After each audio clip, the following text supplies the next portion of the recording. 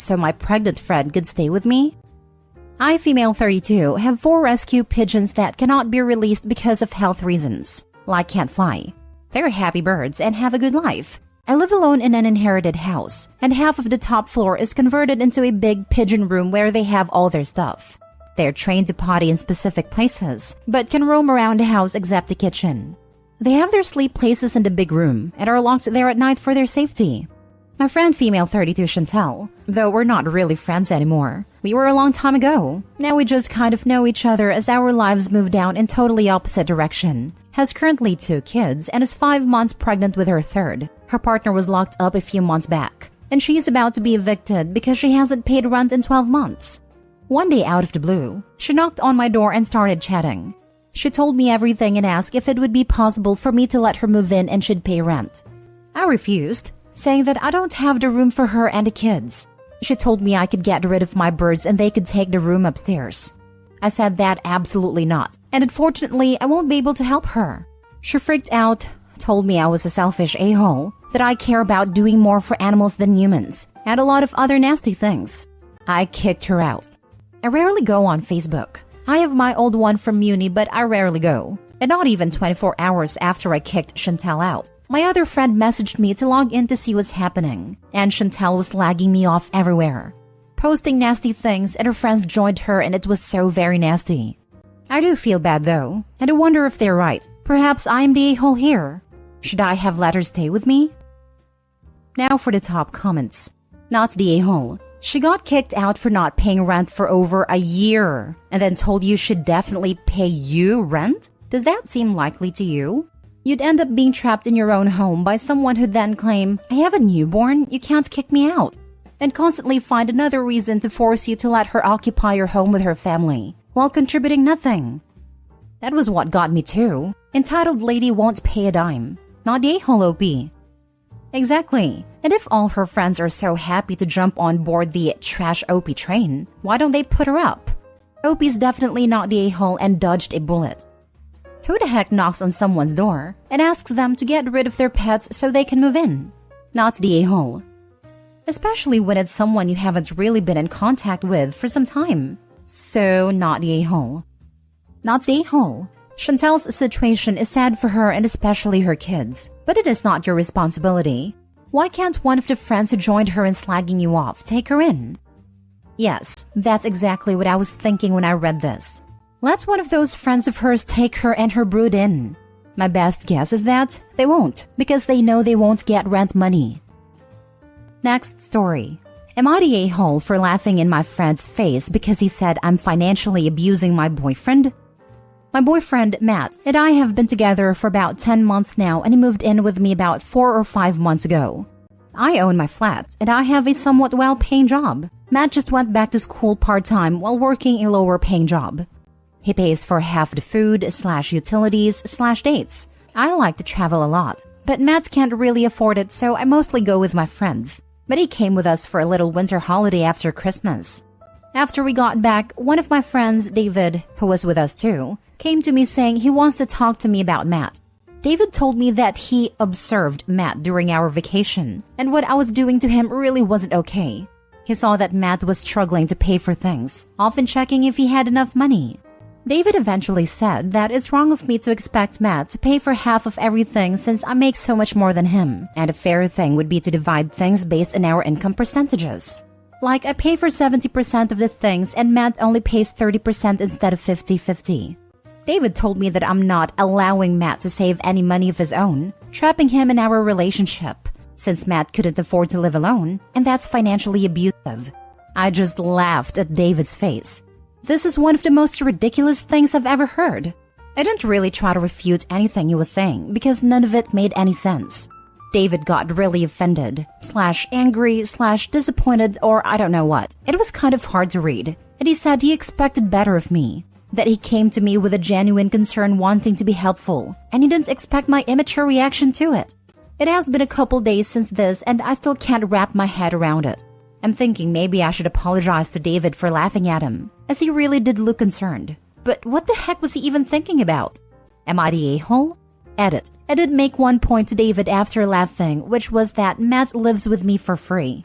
I only ask for half the utilities, which is less than 50 euros a month. I, on the other hand, have a pretty big mortgage. To this, David said that Matt lived with his parents before without having to pay rent, so that's irrelevant, and I felt like there wasn't much more to be said. Info: whose idea was it to move in together after only dating 5 months? Both of ours. He lived with his parents and it was a bit too far away. Was he living there free? He chose to be in a situation where he would be struggling for money? He pretty much had the same arrangement he has with me. No rent, but contributed to the utilities and paid for his own food. What? You aren't married with him, so you're not liable to financially support him. He's not even paying rent. He's an adult that made a big boy decision to move out of his parents. Now, if he's paying more than he can afford, then accept that he can't afford this lifestyle and needs to move back home. The financial abuse accusation was beyond unreasonable, not the a-hole. If someone accused me of financially mistreating my 10-month-old relationship boyfriend who lived in my house rent-free, I would laugh, purely from the confusion and ridiculousness of it all, which I'm assuming is what Opie did. The offense for laughing is way lighter than this incredibly out-of-pocket accusation. And this. To this, David said that Matt lived with his parents before without having to pay rent, so that's irrelevant. It's utter hogwash. Opie is not Matt's mother. If he couldn't save money living with his parents for free, it's not Opie's fault he's not saving money living with her for free. Not the a-hole. Sounds like Matt gets to choose his discretionary spending after he pays his way in food, utilities, etc. Like the cost of living. You're not forcing him to travel with you or to do any of the other things that you do. You don't control his money or his accounts or his time. If he wasn't living with you, he'd probably be in a worse position. He's currently living rent-free. That's the sacrifice you make when you cut back hours to go back to study. Again, his decision. David is showing his entitlement and inserting himself where he has absolutely no right or relevance. He needs to get over himself. And in such a new relationship, I personally think it would be inappropriate for Opie to be subsidizing boyfriend's decision to study anyway.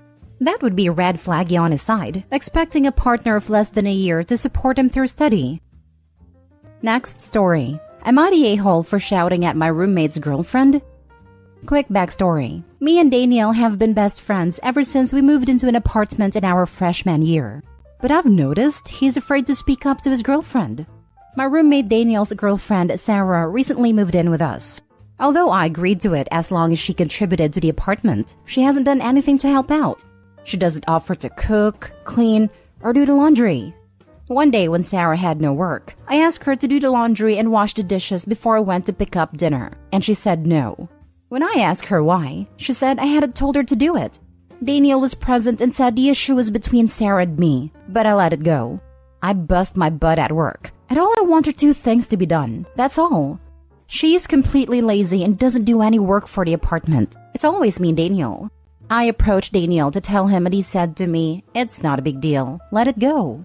I told him that she's living here for free. She doesn't pay for any expenses. And the least she can do is do some laundry once in a while and help around the house. This recent incident really ticked me off. The day I was going to work, I woke up at 6 a.m. fully energized. I made myself dinner for that night and left it in the fridge. Out of nowhere, I heard Sarah say, "I'm going to the grocery store. Do you need anything?" Internally, I was happy, thinking that she had finally changed as a person and realized what she was doing was wrong. I said, "Yeah, I really need shampoo for tonight. We have none left." She said, "Yeah, can I please have some money?" I gave her $20 and went about my day, and she said she would give me the change later that night. I was happy for the entire day. But then when I got home, I saw her watching TV all alone as Danielle had to work late. I quickly took off my clothes and headed to the shower. I realized there was no shampoo. I called for Sarah and asked her, "Where's the shampoo?" I noticed her nails were not painted when I left, but when I came back they were red. I checked the receipt that I found in the trash and saw that she had bought nail polish and some other stuff. I asked her why, and she simply said, "I forgot. Sorry." You know what? I let it go. After showering with watered-down shampoo, I opened the fridge to see that my meal was half-eaten. Sarah said she ate half my food because it was a lot. I lost my cool completely after. I told her, "You're living here for free. You eat for free. You don't do anything for this apartment. You don't clean, you don't cook, you don't do laundry. You leave dirty clothes on the floor everywhere. And you don't buy groceries. What can you do?" This has been happening for 2 months straight. I'm sorry, but I just can't take it anymore. I bust my butt waking up at 6 a.m. to make dinner, just to realize it's half eaten. What's the point? Afterwards, Sarah and I exchanged some pretty nasty words. It didn't end well, and I don't know what to do anymore. Now for the comments. So not the a-hole. Seriously, you need to have a house meeting. You need to let Daniel and Sarah know that if things don't change, you can't see yourself living there much longer. This is only going to get worse before it gets better. If something isn't said/done now. Info, you gave her $20 to buy shampoo. She didn't buy shampoo. Did you get your $20 back? Because if you didn't, she just stole your $20 for herself. But also, she shouldn't be doing his laundry. She should be doing her own laundry, but roommates shouldn't be expected to do each other's laundry. That's way over the top in my opinion, and not reasonable. She lives rent-free. That is part of the payment for a roof over the head. Sounds like you need to tell her to leave. If she's not on the lease, it should be easy. And since Daniel is not doing anything to help the situation, I would let your apartment management know your roommate has been letting someone stay with you for 2 months. Since most apartments have policies that you cannot have long-term tenants stay without being added to a lease. Absolutely not the a-hole. First, she should not have come to stay there for free. That was the first issue. But it's kind of between her and her boyfriend how they split the rent. Second, if you and Dan are sharing chores, they needed to be rescheduled. If not, Dan picks up all sort of chores. Third and not least, eating someone's food, no matter how you're related to them, is always a huge a-hole move. I will definitely talk with Daniel to rearrange the house rules. If he and her refuse, then it's you or them out. Depends in which name is the lease. Last story. Am I the a-hole for refusing to take my sister-in-law on a romantic getaway? My female 28 have been friends with Brittany, female 28, since we were about 5 or 6, and we are very close to this day. As part of having a friendship with me, she was around my brother, who would be 30, quite a lot as children, and their romance blossomed as teenagers. They were married 5 years ago. Unfortunately, my brother passed 2 years ago in a tragic accident and left behind a mountain of debt for Brittany. She was 8 months pregnant at a time, and ended up moving in with my parents. Her and her daughter, Lilac, 2 female, live with my parents to this day, and the family alternate watching Lilac so Brittany can get her degree. Everyone has really rallied around Brittany in such a trying time. For Christmas, my husband, male 30, bought an all-exclusive trip for him and I to explore Paris and have a romantic getaway. I've always had France on my wish list, and I'm so grateful to him for such a wonderful gift. We leave in February for 2 weeks, and it is honestly a dream come true. I told my parents about the gift, and they then told Brittany, who called me in floods of tears asking that I take her instead of my husband. She said that she will never be able to experience a romantic getaway like that with her own husband, and that we, my husband and I, could just go again at another time. She said she gave up everything to raise Lilac, and she would love for us to have a girls' trip like we did when we were younger. I told Brittany that that was not possible. This was a gift from my husband to me, and I fully expected to have a romantic getaway with him. Brittany told me that I was punishing her for being a widow, and that it was unfair I would have a love affair in Paris, while she cried at my brother's grave. My husband thinks she is trying to make me feel guilty, but said he would step out of the trip if I would like to take Brittany. The thing is that I want to go with my husband, but my parents have since called to tell me that they would watch Lilac and that I should not rub my happy marriage in Brittany's face. My mom told me I would be selfish to leave a grieving widow over Valentine's Day. Am I being an a-hole? Not the a-hole. That's such an unreasonable request, and frankly, if that's the way she feels, she should be going for therapy. You're not throwing your marriage in her face. You're celebrating your marriage between you and your husband. Moreover, your parents are the ones who told Brittany about the trip, not you. So how can they say you are rubbing it in her face? Take a weekend with her to the spa if you want to, but do not compromise about your Christmas gift. And to be honest, the fact she said you are punishing her for being a widow by going to Paris with her husband makes me think she is highly manipulative and or she needs therapy rather than a trip. So perhaps you and your parents could pay for a therapy if you can afford it.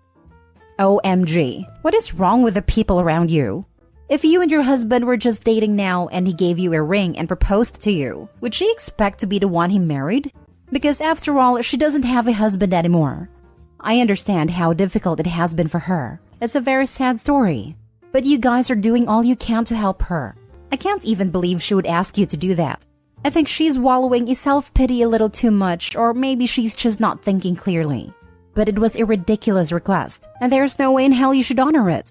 Your parents should also know better. I don't understand what they're thinking. A trip to Paris is not cheap. It's not like you're going to the local beach and you can afford to go there next year too. It was a gift from your husband to you. Go with your husband and tell the rest of them that you should try to save for another trip, and then you and her can go together maybe next year. Yes, she lost her husband, but you lost your brother. I'm sure you could use a little happiness in your life as well. Go to Paris. Do not feel guilty. Enjoy the heck out of yourselves. The rest of them will get over it. If not, they're not very good friends/family. I had a similar thought. What the heck is wrong with these people? It's like the post about the girl whose family had a go at her because her girlfriend gave her a cake on her birthday and posted a picture on Insta saying happy birthday just because her birthday was the day her nephew passed away. Why do some people think everyone else should stop celebrating because they lost someone? And I do mean after the grieving period.